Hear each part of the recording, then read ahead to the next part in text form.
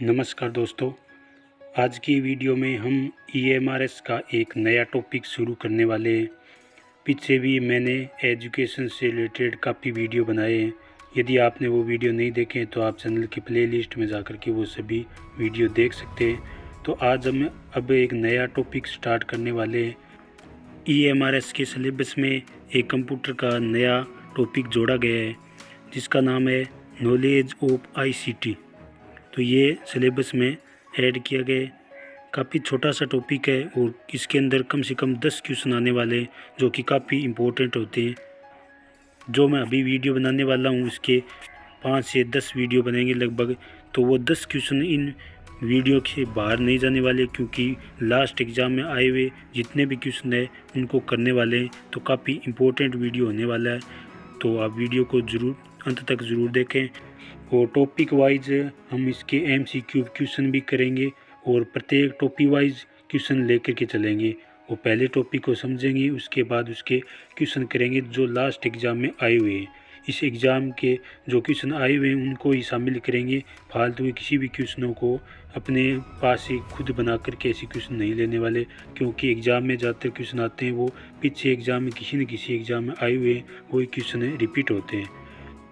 तो लगातार हम टॉपिक वाइज वीडियो लाते रहेंगे। और आपने यदि अभी तक चैनल को सब्सक्राइब करके नहीं रखा हुआ है तो चैनल को सब्सक्राइब जरूर करें, और वीडियो पसंद आए तो वीडियो को लाइक ज़रूर करें। तो चलिए वीडियो को शुरू करते हैं।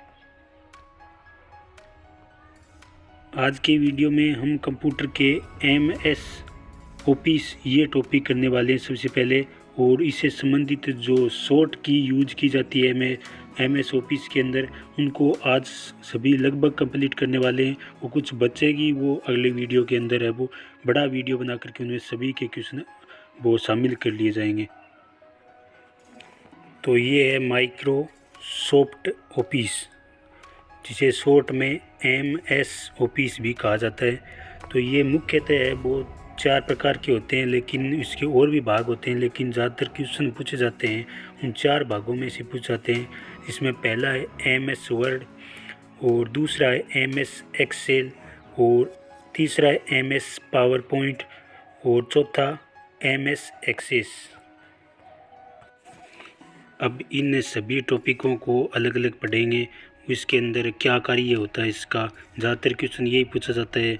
कोई एक कार्य दे देगा कि ये किसके द्वारा किया जाता है, तो ये 4 ऑप्शन उसके अंदर डाल देगा। तो इस टाइप के क्वेश्चन ज़्यादा पूछे जाते हैं।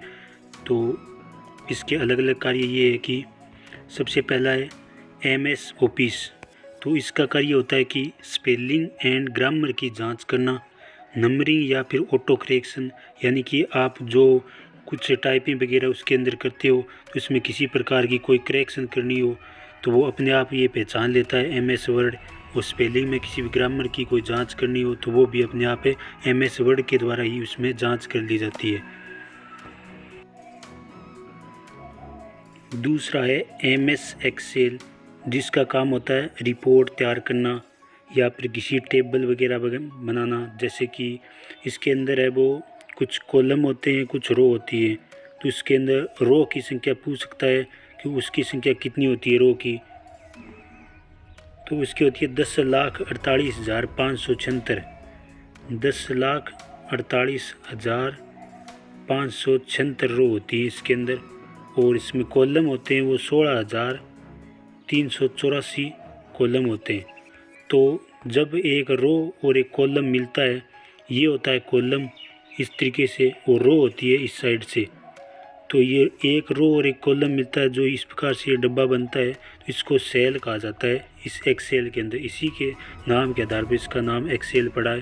तो इसका काम होता है रिपोर्ट तैयार करना या किसी प्रकार का कोई डाटा इकट्ठा करना टेबल के द्वारा। तो इस टेबल में किस प्रकार से नई रो डालते हैं, किस सॉर्ट की होगी, वो आगे इस क्वेश्चन करेंगे, उसके अंदर आपको कंसेप्ट क्लियर हो जाएगा।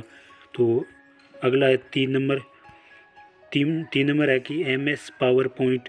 इसका काम होता है एनिमेशन के द्वारा ग्राफिक बनाना और प्रस्तुतिकरण और स्लाइडों को तैयार करना। तो इसके अंदर स्लाइडें होती हैं इस प्रकार से, और 2 स्लाइडें आपसे किस तरीके से जोड़ी जाती हैं, और कैसे उसके अंदर भी एक प्रकार से टाइपिंग का सिस्टम होता है। तो तीसरा आता है MS एक्सेल। और MS एक्सेल का काम होता है कि डेटाबेस फाइल बनाना, टेबल या फिर फील्ड या डेटा टाइप। तो इसमें से कई बार क्वेश्चन पूछ लेता है इनमें से कोई एक दे करके कि ये किसका काम होता है, 4 ऑप्शन में ये चारों डाल देता है। तो ये आपको ध्यान होना चाहिए और बाकी क्वेश्चन करेंगे तो आपको पता चल जाएगा। तो चलिए अब इसके जो पीछे एग्ज़ाम में आए हुए हैं उनको क्वेश्चनों करेंगे। और आज के क्वेश्चनों में ज़्यादातर शॉर्ट की है जो इस्तेमाल की जाती है, तो उसको करने वाले, और बाकी बचेंगी वो अगले वीडियो में कंप्लीट। जो इस टॉपिक से जितने भी क्वेश्चन बनेंगे वो अगले वीडियो में लंबा वीडियो लेकर के उसके अंदर सभी क्वेश्चनों को कंप्लीट कर लेंगे। तो सबसे पहला क्वेश्चन है कि MS वर्ड 365, यहाँ पे 365 है, ये MS वर्ड का एक प्रकाशित संस्करण होता है। 365 में केवल विशिष्ट पेजों को चुनने के लिए प्रिंट सेटिंग के निम्नलिखित में से कौन सी विकल्प का उपयोग किया जाता है। तो ये क्वेश्चन पहले एग्जाम में आया हुआ है। पहला है कि प्रिंट सिलेक्शन या print all pages, print current pages या करंट कस्टम प्रिंट। तो इसका राइट आंसर क्या होगा? तो इसका राइट आंसर होगा फोर्थ ऑप्शन, कस्टम प्रिंट। अगला क्वेश्चन है MS एक्सेल 365 में निम्नलिखित में से कौन सा विकल्प स्क्रीन के शीर्ष पर और टाइटल बार के नीचे दिखाई देता है और इसमें डेटा इंटेंस स्प्रेडशीट बनाने के लिए आवश्यक सभी कमांड, फार्मूला और फीचर शामिल होते हैं। इसका पहला ऑप्शन है स्टेटस बार में या फिर रूलर में या रिबन में या स्क्रॉल बार में। तो इसका राइट आंसर क्या होगा? तो इसका right answer option number 3, ribbon इसका राइट आंसर होगा। अगला क्वेश्चन है कि MS एक्सेल 365 में यदि कॉलम A और रो 10 के सेल में एक वैल्यू को किस फंक्शन या फॉर्मूले में संदर्भित किया जाता है, तो निम्नलिखित में से कौन सा विकल्प सही है इसमें? तो इस क्वेश्चन में ध्यान में रखना होता है कि सबसे पहले कॉलम लिखा जाता है और उसके बाद है वो रो लिखी जाती है और दोनों के बीच में अनुपात का चिन्ह आता है। तो इसका राइट आंसर है वो फोर्थ ऑप्शन हो जाएगा, A/10। अगला क्वेश्चन है कि माइक्रोसॉफ्ट वर्ड में चयनित टेक्स्ट के लिए हाइपरलिंक डालने के लिए निम्नलिखित में से किस कीबोर्ड शॉर्टकट का उपयोग किया जाता है। तो ये काफ़ी इंपॉर्टेंट है, कई बार क्वेश्चन पूछा गया है, क्योंकि ज़्यादातर लोग हाइपरलिंक देख करके H कर देते हैं, Ctrl+H। तो इसमें ध्यान रखना है कि हाइपरलिंक आए तो इसका शॉर्ट की है वो Ctrl+K होता है, न कि Ctrl+H। अगला क्वेश्चन है कि MS एक्सेल 365 की वर्कशीट में प्रत्येक सेल की पहचान एक सेल के द्वारा की जाती है, तो वो उसको क्या कहते हैं? तो इसका राइट आंसर होगा रेफरेंस, ऑप्शन नंबर 2, रेफरेंस इसका राइट आंसर होगा। एक और बता दूं कि MS एक्सेल के अंदर जो टेबल होती है, इस प्रकार से रो और कुछ कॉलम से जो एक सेल बनती है, उस सेल के अंदर जो सबसे पहले सेल बनती है उसको A1 कहा जाता है। तो ये भी आप ध्यान में रखें, ये भी कई बार पूछ लेता है। अगला क्वेश्चन है निम्नलिखित में से कौन सा keyboard shortcut window 10 home screen चयनित वस्तु के लिए प्रॉपर्टी खोलता है? तो इसकी शॉर्टकट की क्या है? तो इसका राइट आंसर होगा ऑप्शन नंबर 4। ऑप्शन नंबर 4 है कि अल्टरनेट प्लस इंटर। ALT को ध्यान में रखना कि इसकी फुल फॉर्म भी पूछ लेता है, इसको अल्टरनेट कहा जाता है, अल्टरनेट प्लस इंटर। तो इसके द्वारा है वो विंडो 10 में होम स्क्रीन चयनित वस्तु के लिए प्रॉपर्टी खोली जाती है। तो आज के वीडियो में काफ़ी सारे क्वेश्चन है वो शॉर्ट की रहने वाले, और काफ़ी सारे क्वेश्चन लिए हैं, लेकिन फिर भी और भी शेष रह जाएंगे, वो अगले वीडियो में लेंगे। अगला क्वेश्चन है कि MS एक्सेल 2010 में शीघ्रता से एक नई ब्लैक वर्कबुक बनाने के लिए निम्नलिखित में से किस शॉर्टकट कुंजी का उपयोग किया जाता है? तो इसके अंदर शॉर्टकट की कौन सी इस्तेमाल की जाती है? तो वो है कि ऑप्शन नंबर 4, Ctrl+N। Ctrl+N के द्वारा ही ब्लैक वर्कबुक बनाने के लिए शॉर्टकट कुंजी का उपयोग किया जाता है। अगला क्वेश्चन है MS वर्ड 365 डॉक्यूमेंट को बंद करने के लिए निम्नलिखित में से किस कीबोर्ड शॉर्टकट का उपयोग किया जाता है।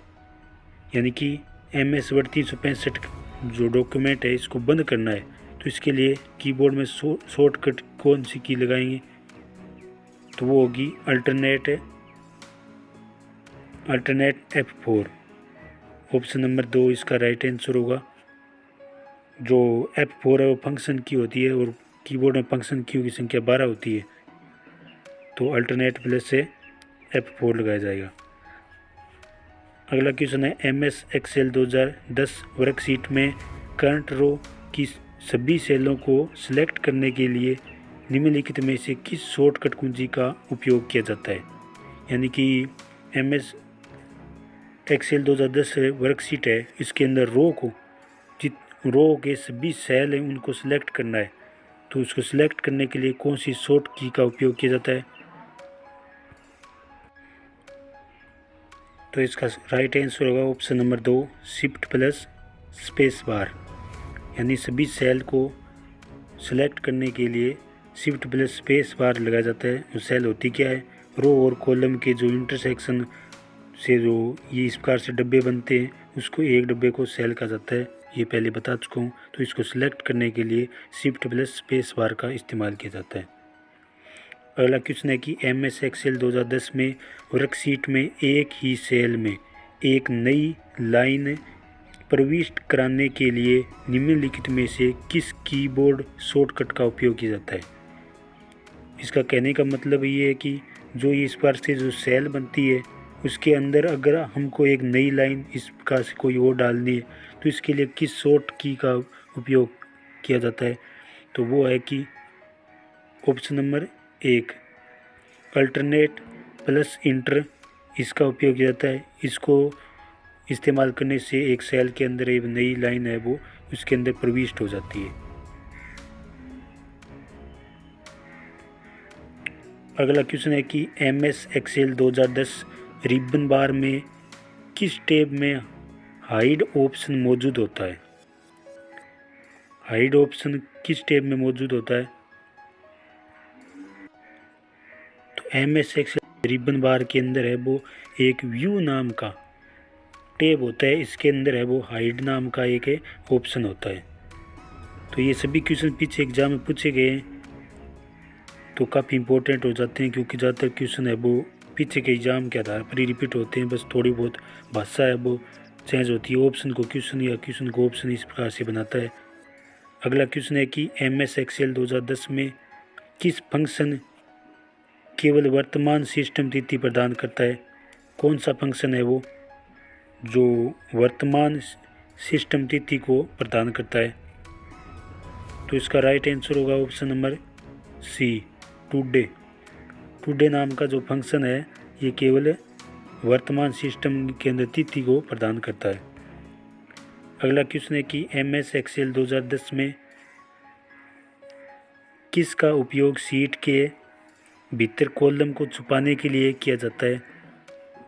जो शीट होती है उसके अंदर कॉलम है, इस प्रकार की जो शीट बनी होती है MS एक्सेल में, किसी भी कॉलम को अगर हमें छुपाना है तो इस किस शॉर्ट की का उपयोग किया जाएगा, तो वो है Ctrl+0 का इस्तेमाल किया जाएगा, ऑप्शन नंबर 4। अगला क्वेश्चन है कि MS वर्ड 2010 में दाईं ओर एक शब्द को मिटाने के लिए किस शॉर्टकट की का उपयोग किया जाता है। MS वर्ड के अंदर जो पैराग्राफ बनाए हुए होते हैं इस प्रकार से, तो इस प्रकार से किसी को हमें मिटाना है तो कौन सी शॉर्ट की का इस्तेमाल किया जाता है। जो दाईं साइड से मिटाना हो तो इसके लिए शॉर्ट की का उपयोग किया जाता है, तो वो कौन सी शॉर्ट की है, तो इसका राइट आंसर होगा Ctrl+Delete। Ctrl+Delete का इस्तेमाल करने से MS वर्ड के अंदर जो टाइप किए हुए उसके दाईं साइड से है वो शब्द मिटने शुरू हो जाते हैं। अगला क्वेश्चन है कि MS एक्सेल 2010 में फॉर्मूला विशिष्ट सेल में संख्याओं के योग का प्राथमिक कार्य क्या है? तो इसका प्राथमिक कार्य क्या होता है? इसका प्राथमिक कार्य होता है सम। सम का मतलब एक प्रकार से जोड़ के लिए इस्तेमाल किया जाता है एमएस एक्सेल के अंदर। तो यहाँ पे जो संख्याओं का योग का प्राथमिक कार्य क्या है? तो सम। सम का अर्थ वैसे भी जोड़ ही होता है, तो वैसे आप ध्यान रख सकते हो। अगला क्वेश्चन है कि एमएस एक्सेल 2010 वर्कशीट के सेल में दर्ज किए गए संख्यात्मक मानों का डिफ़ॉल्ट अलाइनमेंट क्या है? तो इसका राइट आंसर होगा ऑप्शन नंबर 4, राइट। अगला क्वेश्चन है कि एमएस एक्सेल 2010 में टेबल का नाम बदलने के लिए निम्नलिखित में से किस कीबोर्ड शॉर्टकट का उपयोग किया जाता है? टेबल का अगर नाम बदलना हो तो कौन सी शॉर्ट की का इस्तेमाल किया जाता है? यहाँ पे गलती से TR लिखा गया है, ये TR नहीं है, T+R है। यहाँ पे भी T+R कर लेना। तो इसका राइट आंसर क्या होगा? इसका राइट आंसर होगा ऑप्शन नंबर 2, Ctrl+R। Ctrl+R के द्वारा है वो टेबल के अंदर नाम बदलने के लिए इसका उपयोग किया जाता है। अगला क्वेश्चन है कि व्यू टैब पर जाने के लिए एमएस एक्सेल में किस शॉर्टकट की का उपयोग किया जाता है? व्यू टैब में जाने के लिए व्यू के अंदर वैसे W आता है, तो इसे ध्यान रख सकते हो कि अल्टरनेट प्लस से W का इस्तेमाल किया जाता है। कंप्यूटर के अंदर ज़्यादातर शॉर्ट की है वो उसके पहले अक्षर से मेल खा जाती है, लेकिन कई बार नहीं खाती। जैसे कि हाइपरलिंक है, हाइपरलिंक के लिए पहले H आता है लेकिन वहाँ पे K लेना होता है, Ctrl+K का इस्तेमाल किया जाता है। लेकिन ज़्यादातर क्वेश्चन है वो पहले अक्षर से काम में आ जाते हैं। अगला क्वेश्चन है एमएस एक्सेल 2010 में किस ऑप्शन का उपयोग डेटा को एक विशेष क्रम में व्यवस्थित करने के लिए किया जाता है? तो डेटा को विशेष रूप में क्रम में व्यवस्थित करना हो तो इसके लिए कौन सा ऑप्शन है वो चूज करना होगा? वो है शॉर्ट्स, ऑप्शन नंबर 4। अगला क्वेश्चन है, ये काफ़ी इंपॉर्टेंट क्वेश्चन है। एमएस एक्सेल 2010 एप्लीकेशन में अधिकतम जूम प्रतिशतता कितनी होती है? यानी कि इसका मतलब ये है कि एमएस एक्सेल में जो हम किसी को जूम करना चाहते हैं यानी बड़ा करना चाहते हैं तो हम अधिकतम उसको कितना बड़ा कर सकते हैं? तो ये क्वेश्चन भी पूछा गया, कई बार पूछा गया, ये क्वेश्चन काफ़ी इंपॉर्टेंट है। तो इसका राइट आंसर क्या होगा? इसका राइट आंसर फोर्थ ऑप्शन होगा, हम 400% तक उनको बड़ा कर सकते हैं। अगला क्वेश्चन है कि एमएस एक्सेल 2010 में किस फंक्शन की का उपयोग सेल को एडिट करने के लिए किया जाता है? यानी किसी प्रकार की कोई गलती होगी तो इसको सुधारने के लिए जो एडिट का उपयोग किया जाता है, तो इसको शॉर्ट की भी होती है इसको उपयोग करने के लिए। तो एडिट का डायरेक्ट ऑप्शन हम खोल सकते हैं, किस की के द्वारा खोला जा सकता है? तो वो है कि फंक्शन 2। तो फंक्शन की है उसकी संख्या 12 होती है, उसके अंदर F2 का इस्तेमाल है वो क्या किया जाता है? किसी सेल को एडिट करने के लिए किया जाता है एमएस एक्सेल के अंदर।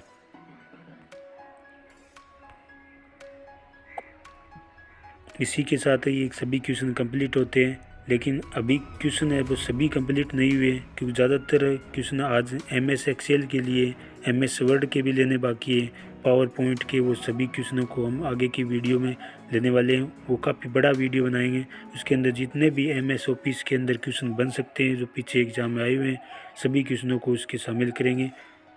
तो आप तब तक वीडियो को लाइक करें और चैनल को सब्सक्राइब नहीं है तो चैनल को सब्सक्राइब करके जरूर रखें। धन्यवाद।